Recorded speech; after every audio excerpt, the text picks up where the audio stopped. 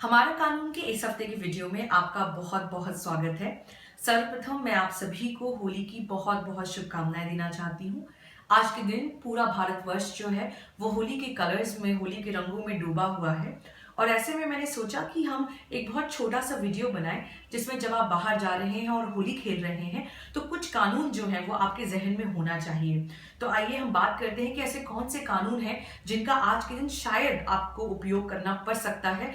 मेरी दुआ है कि इन किसी भी कानून का आपको उपयोग ना करना पड़े। लेकिन आइए जानते हैं कि ये जो एक लाइन है जिसे हम कहते हैं कि बुरा ना मानो होली है, ऐसे में यदि इसे हम पॉजिटिवली देखें तो बहुत अच्छी बात है। लेकिन कई बार होली के त्योहार की आड़ में कई लोग जो हैं वो कुछ दुष्कर्म करना चाहते हैं या गलत तरीके से बिहेव करते हैं, स्पेशली महिलाओं के साथ। तो कुछ एक चीजें जो है वो मैं आप तक इस हमारा कानून के वीडियो के माध्यम से पहुंचाना चाहती हूँ। देखिए, पहली चीज तो ये है कि बुरा ना मानो होली है, लेकिन यदि आपको ऐसा लगता है कि आप एक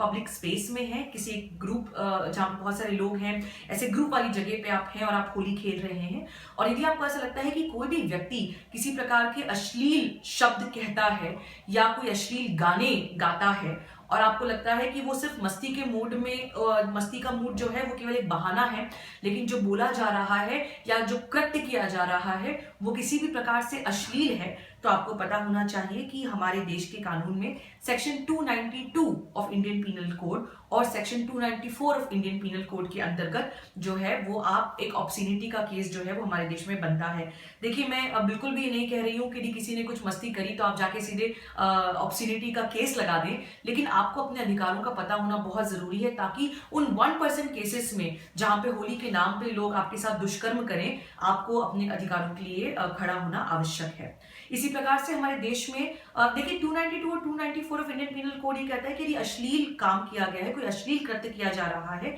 शब्दों के द्वारा, अपने कृत्यों के द्वारा या गानों के द्वारा, और वो पब्लिक स्पेस में है और उसे किसी भी प्रकार से पब्लिश किया जा रहा है, तो वो देश में एक जो है गैर कानूनी अपराध है।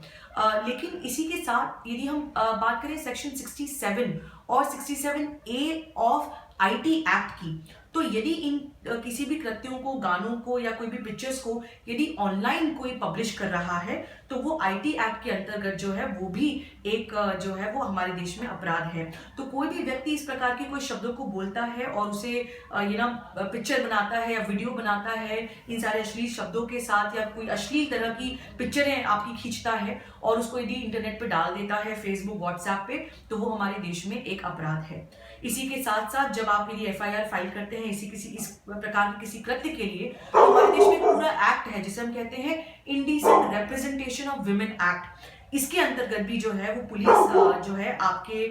जिस व्यक्ति के खिलाफ में आप कंप्लेन कर रही हैं उसके खिलाफ में केस बना सकता है। और finally criminal law amendment act 2013 में हमारे देश में सेक्शन 354C को जो है वो लाया गया। Section 354C of criminal law amendment act 2013 के अनुसार किसी भी महिला की बिना उसकी कंसेंट के पिक्चरें खींचना और उन पिक्चरों को या उसका वीडियो रिकॉर्डिंग बनाना और उन पिक्चरों को प्राइवेट स्पेस में, चाहे आप एक फ्रेंड्स के ग्रुप में उसको शेयर कर रहे हैं, वो भी कानूनी अपराध है। तो आप बेहिचक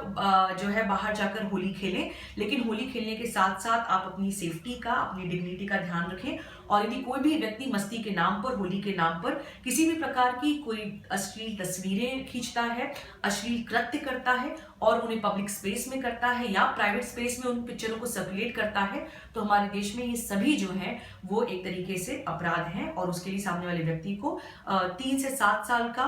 जो आखिरी मैंने आपको बताया क्रिमिनल लॉ अमेंडमेंट एक्ट के अंतर्गत, या इंडियन पीनल कोड के अंतर्गत 5 साल तक का जुर्माना भी हो सकता है और 10 लाख का फाइन जो है वो उसे देना पड़ सकता है। देखिए, अश्लील क्या है आप पूछेंगे, ये कानून में एक बहुत ही जो है मैं कहूंगी पेचीदा मामला है। इसमें अलग अलग जजमेंट्स के अनुसार इंग्लिश कोर्ट्स में, इंडियन कोर्ट्स में अलग अलग जजमेंट्स के साथ अलग अलग टेस्ट ले डाउन किए गए हैं। पहले जो टेस्ट सबसे पॉपुलर होता था उसे हम कहते थे रजीना वर्सेस हिकलिन में इंग्लिश कोर्ट्स ने एक टेस्ट ले डाउन किया। उन्होंने कहा कि देखिए, अश्लील वो है जो कोई भी ऐसे व्यक्ति जिनका दिमाग खुला हुआ है या जिनके हाथ में इस तरह का मटेरियल आता है, यदि वो किसी भी प्रकार से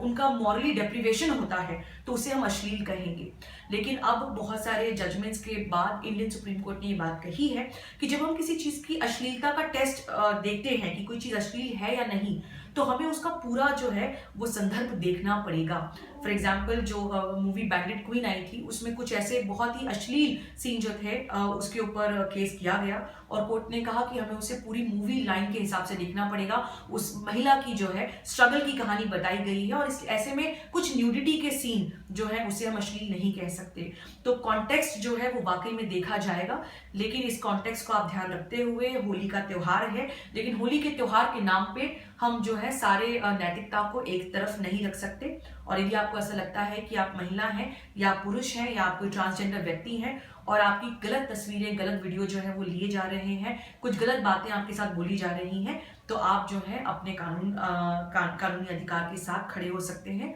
और एफआईआर दर्ज करा सकते हैं। मेरी उम्मीद है कि पूरा देश जो है बहुत खुशी के साथ आज का त्योहार मनाए और किसी को इस प्रकार के कोई केसेस करने की आवश्यकता ना पड़े। लेकिन मेरी ये कोशिश है कि हमारा कानून के इस छोटे से वीडियो के द्वारा जन जन जो है वो अपने कानूनी अधिकार जाने। हमारा कानून